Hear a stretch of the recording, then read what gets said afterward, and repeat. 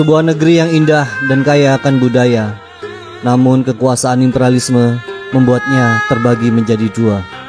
Dua saudara pun terpisah dan menjadikan sebuah perpecahan yang tak kunjung usai. Namun ada harapan di tengah gelap, bahwa satu hari nanti Korea bersatu kembali dalam kedamaian dan persatuan, mengakhiri masa perpisahan yang menyedihkan. Semoga perdamaian dan penyatuan kembali dapat terjadi di negeri Korea.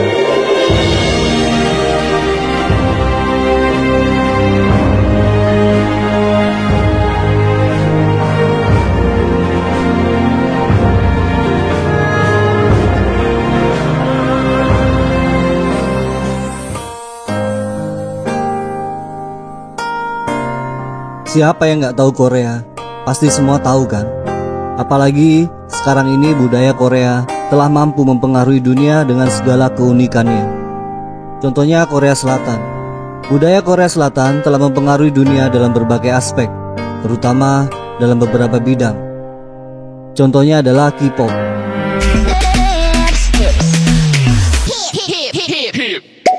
Salah satu kontribusi paling terkenal Korea Selatan terhadap dunia adalah industri musiknya yang dikenal sebagai K-pop. Grup musik K-pop seperti BTS, Blackpink, EXO, dan Twice telah menjadi popularitas global yang luar biasa.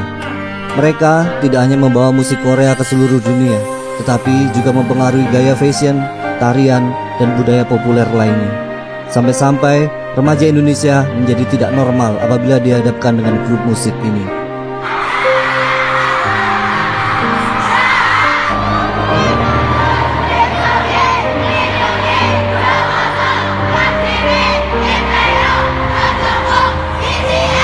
Korea adalah semenanjung yang terletak di Asia Timur dan terbagi menjadi dua negara yang berdaulat, yaitu Korea Utara dan Korea Selatan.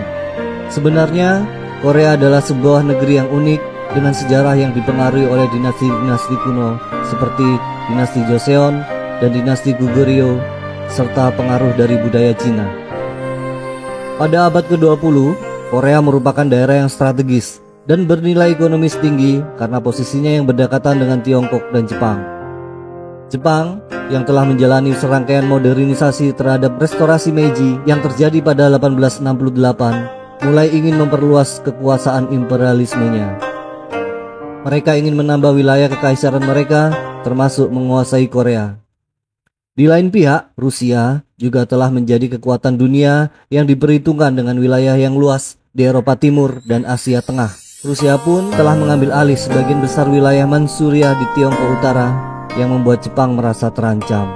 Jepang khawatir bahwa Manchuria akan menjadi basis operasi militer Rusia yang dapat digunakan untuk mengepung Korea.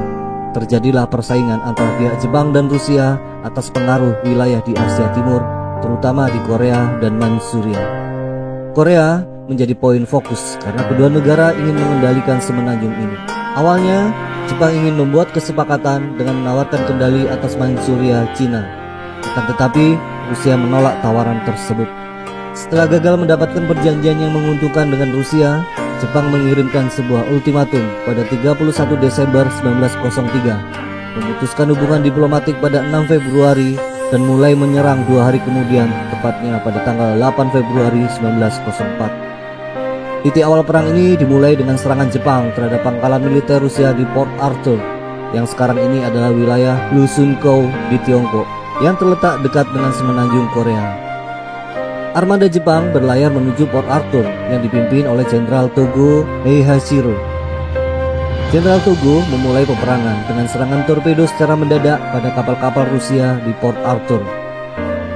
Serangan torpedo ini berhasil merusak 3 kapal terbesar Rusia, yaitu Cesarevich, Redvisan, dan Pallada. Kedua belah pihak mengeluarkan pernyataan perang pada 10 Februari 1904. Menurut hukum internasional, serangan Jepang tidak dapat dianggap sebagai serangan tersembunyi karena sebelumnya telah dikeluarkan ultimatum. Pada hari berikutnya, pertempuran pun masih berlangsung di Port Arthur. Rusia pun tidak tinggal diam. Walau diserang secara mendadak, mereka mencoba membalas serangan Jepang dengan menggunakan ranjau.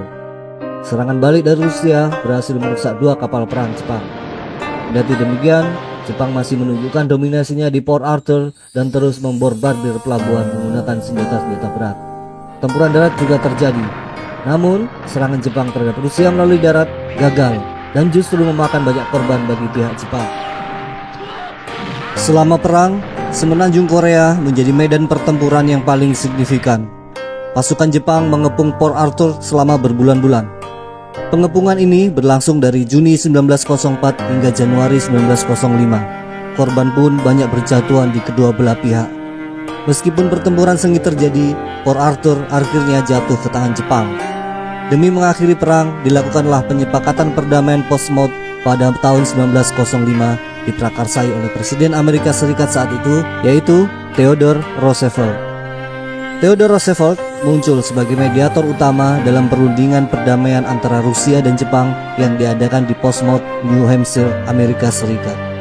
Perdamaian Portsmouth mengakui kemenangan Jepang dalam konflik ini dan memberikan wilayah Manchuria kepada Jepang, termasuk semenanjung Korea, dan nantinya akan berakhir pada tahun 1945 setelah Jepang menyatakan kalah pada Perang Dunia Kedua.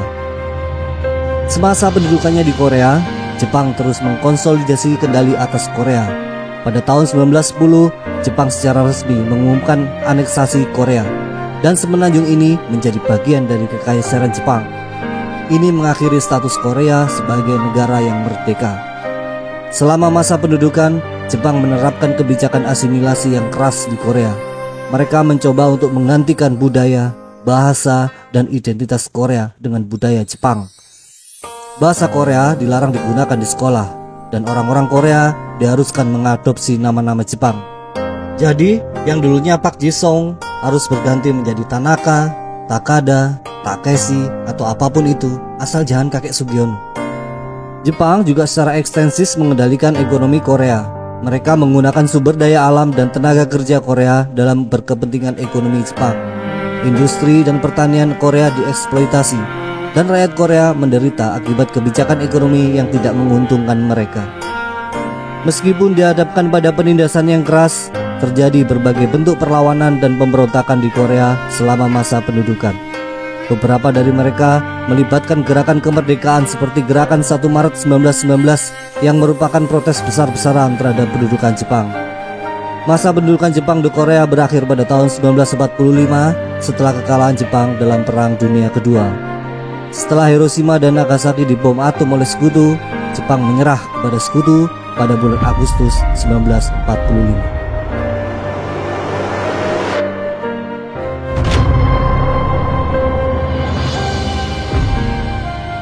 Cities are wiped out. General MacArthur, Supreme Commander, arrives for the surrender ceremony. He is followed by the Japanese delegation, headed by Foreign Minister Mamoru Shigemitsu.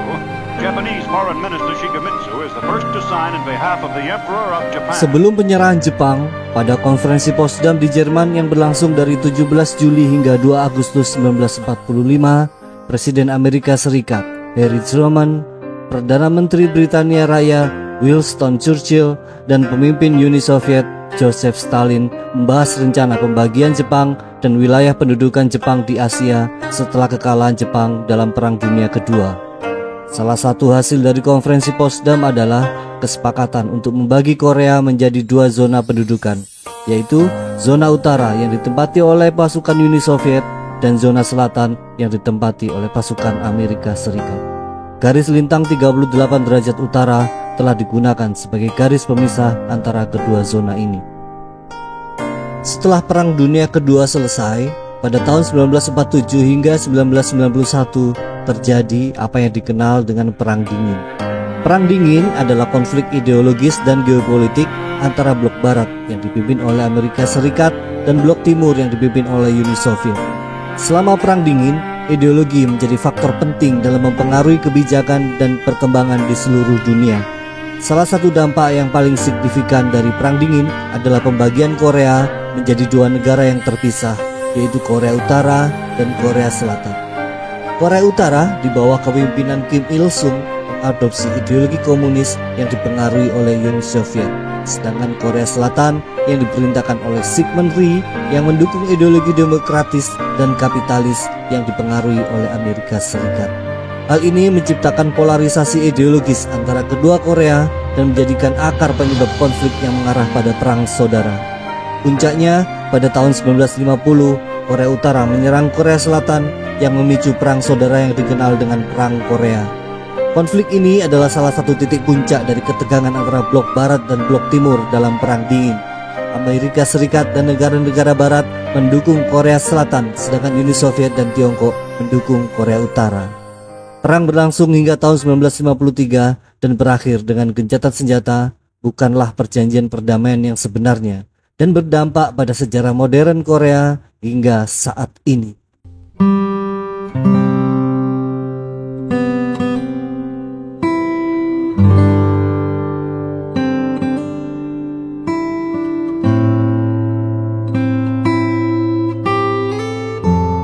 Perdamaian di semenanjung Korea dapat menghindari terjadinya konflik bersenjata yang dapat mengakibatkan kerusakan besar dan korban jiwa. Sesama saudara, sebaiknya kedua negara terus menjaga hubungan yang harmonis, mengesampingkan ego masing-masing yang berbeda secara ideologi.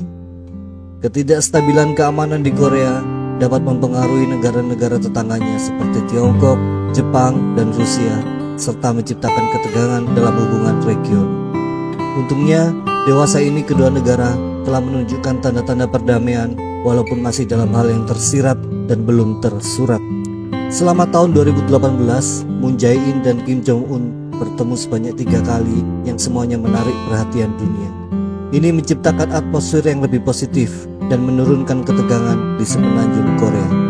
Perdamaian di semenanjung Korea adalah tujuan yang sangat diinginkan dan harus dikejar dengan tekad dan upaya diplomasi dalam perundingan yang harus dilakukan untuk mencapai perdamaian yang berkelanjutan di wilayah ini demi kepentingan seluruh dunia dan kesejahteraan rakyat Korea Selatan dan Korea Utara. Oke, sampai di sini dulu video kali ini bro. Semoga dapat memberi kita wawasan tentang apa-apa saja yang ada di dunia ini. Seperti pepatah, dunia ini luas bro, gak selebar daun petik. Akan banyak cerita menarik yang pastinya akan membuka mata kita tentang perspektif dunia. Salam Be Travel 77. Wassalamualaikum warahmatullahi wabarakatuh.